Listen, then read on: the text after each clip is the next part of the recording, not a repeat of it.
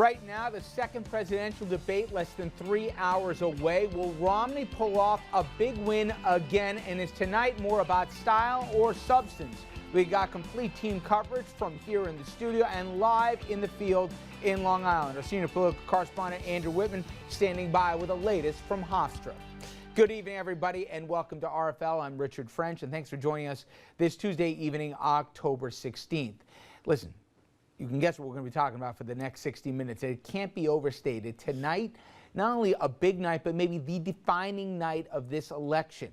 Arguably, this is going to be the most important 24, 36 hours of the campaign. Now, whoever wins this debate will have the wind at the back here going into the final last 3 weeks and obviously final debate around the corner. This a Super Bowl-sized debate from the viewing audiences home here, and we'll be talking about both domestic policies for the last time and then also foreign policy issues as well. Now, I want to turn to Andrew Whitman, who is live from Hempstead to New York, where the New York's going to get underway, as I said, in less than 3 hours, Andrew. And, you know, usually we professionally overhype stuff. You're not really doing that tonight. This thing's that big. Yeah, not sure it's possible to overhype this debate tonight, Rich. And what a difference a couple of weeks has made in this presidential campaign. 2 weeks ago, before the debate in Denver, we were talking about President Obama possibly putting a stranglehold on this campaign and Mitt Romney just fighting to stay alive in the race. Tonight, you could argue the roles are exactly reversed as Mitt Romney looks to take command of this presidential race and expand on the poll lead that he's gotten since Denver. And President Obama looks to rebound his numbers. What a difference 2 weeks can make. Heading into the first presidential debate, most Americans said it was President Obama who would win the three showdowns. But President Obama's passive performance and Mitt Romney's positive reviews gave the Republican contender a boost of momentum and a bounce in national and battleground state polls. So tonight, here on Long Island, the president is looking to get his mojo back. How you feeling about tonight? I feel fabulous. Undecided voters in the audience will be asking the questions, which have been pre-selected by the moderator. The format brings challenges and risks for both candidates. Neither has held many events like this recently on the campaign trail. Style, manners, and stagecraft matters more than anything else, much more than substance in these things. It's how you're going to relate to the voters and how you come across on television. Romney sources insist the president's better in this setting, looser and more comfortable. Obama campaign advisors say the president's ready to take on Romney's 47% comments and push back strongly when he believes his opponent is misrepresenting his policies. He's got to bring the energy, but he can't be aggressive because he can't be aggressive directly to voters. Romney campaign aides consider the race a tie at this point and that a draw in tonight's debate would be a win and continued momentum. But they're bracing for the comeback stories if the president turns in a strong performance. Now, Rich, you mentioned the focus on style in this debate. Tonight is a town hall format debate, and ever since the first town hall in 1992, these debates have typically been determined, or the winner has typically been determined on style. Who's got the most comfortable, who addresses the audience's question the most reasonably, how they interact with each other. Both campaigns keenly aware of that. They are focused on style as well as the substance. We'll get into my interviews with some of the supporters from each campaign just a little bit later on in RFL. Rich? All right, we'll check back in with you live, Andrew, in just a little bit.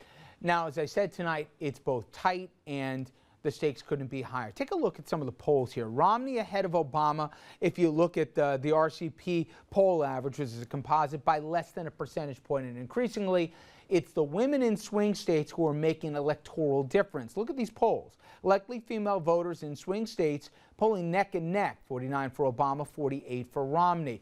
So when you add it all up, those states that were a deep shade of blue are now firmly back in the toss-up category. All right, let's bring in our panel right now to break down, and let's start off with the stakes for tonight. Scott Levenson, Democratic political consultant, president of the Advance Group; Dominic Carter, political journalist, author and chief troublemaker, and former Republican congressman from the great state of New York, Joe DioGuardi. Gentlemen, all, thank you very much. Listen, I said to Andrew, I've been feeling like this marathon here. I've been hyping stuff at every turn, but you cannot over-exaggerate the importance of tonight. The Obama campaign's not attempting to downplay it. The Romney campaign either. Depending on who does well tonight, somebody's going to be in a hole that's going to make up ground without a lot of time. Absolutely true. But the fact is, it's style and substance tonight. And the thing that got overshadowed at the last debate was style. There was such an expectation game for the president that he didn't reach, such an expectation game for Romney which he far surpassed, that was the story coming out. But there was a reason why the president was ahead in all the polls coming in, and that was on the substance of the issues that are facing this nation. So on health care, on abortion, on taxation, the Romney camp doubled down this week, really dug in on all those issues, and I think that's what's going to come out of tonight's debate, is the facts that are driving the debate around the nation. And I think the president, on where the country is far closer. Well, we're going to get into both the substance, what we think, and again, we'll get into the format of tonight, because if you think it's similar to Denver, it's completely different. We'll look historically at how the town hall debates have worked in the past and how they haven't worked for certain candidates. Stylistically, some seminal moments here that really have some campaigns, but also the issues that the undecided electorate, and that is at least the precept here, that the people are going to be asking the questions of the two guys on the stage, the undecided electorate, what is on their minds. But Dominic, let's get back to the stakes for 1 second here. Explain the basic numbers. If you got pretty much what a lot of us thought was going to happen, pretty much a neck-and-neck race going into the final stretch, this debate's going to get more than a Super Bowl-size audience tonight. Sure is. You got all that money that's still going to be spent just on the swing states right here. There's not a lot of time to close ground, especially with a narrow, undecided electorate that's left. This is the last best chance these two guys have to convince the folks on the fence here to finally get off it. Stakes couldn't be higher for the President of the United States. He could very well lose the election tonight. I know Scott will say Democrats have, 3 weeks left to finish this thing. The race could be over tonight. Romney could pull ahead. Now, the president could very well have a decent performance and things we could shake it up again. Lose it tonight. Well, no. Romney couldn't lose it tonight because Romney came into the debates. He was already trailing the president. Right. So it would still be a close race if Romney lost. It's the president with the most on the line tonight. I agree with that, but my point is, if Romney can't connect, he's going to have the same problem. The calendar's against whoever loses tonight. There's not enough time, and those swing state voters, Congressman, they're looking for somebody, I believe, to convey, as much as it's going to be about policy and as much as it's going to be about style and presence, they want some clarity. They don't want to just say the other guy stinks. They want to know who's going to do what in the next 4 years, and they want to know if the promises, if the rhetoric of them matches up to the reality. I think tonight's got a chance to be really substantive. There's only so much you can do in a debate, and this is not new. You remember Gore and Bush. We have divided America. The political system, the election system, has divided America. So it's no secret that this is going to be a close race. But here we are. Now, is Obama going to come in as president, or is he going to come in as a president who's also a candidate?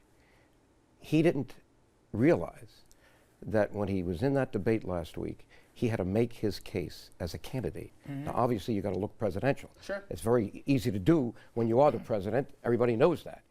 But I think he forgot that he's a candidate. And maybe he got too used. One person said to me, and I think it's exactly what you're hitting on, he didn't seem like he really wanted the job.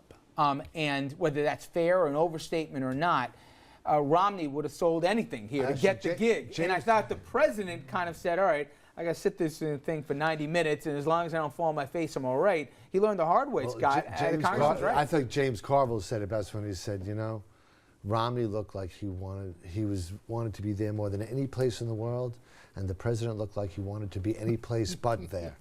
And James Carville said it much better. But back to your point, Richard, I think you're absolutely right. That swing voter that you speak to, it's going to be hard to move after, is going to be keenly listening to the substance that differentiates these two candidates. And that's why I said on the issues of substance, to that swing audience, the president is much closer and to we're that going to talk about audience. issues, guys, but tonight's the last night. The final debate's all about foreign policies, and it'll come up tonight. You're going to hear about Benghazi tonight. You can guarantee on that.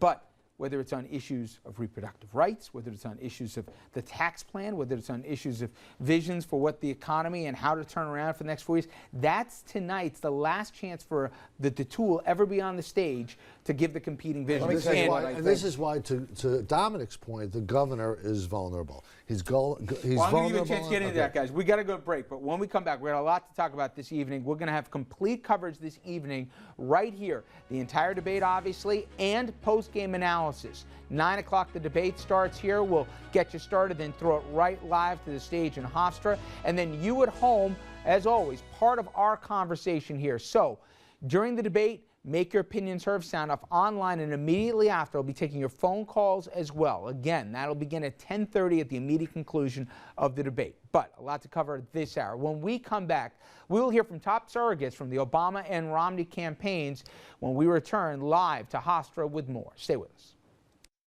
I want to hear more on the immigration policy. I'm a first generation here. One, I would want to ask Romney what his plans are for abortion and if he really does plan on abolishing that. And Obama, I would like to ask him what are his plans for, as a personal student, what are his plans for student loans in the future?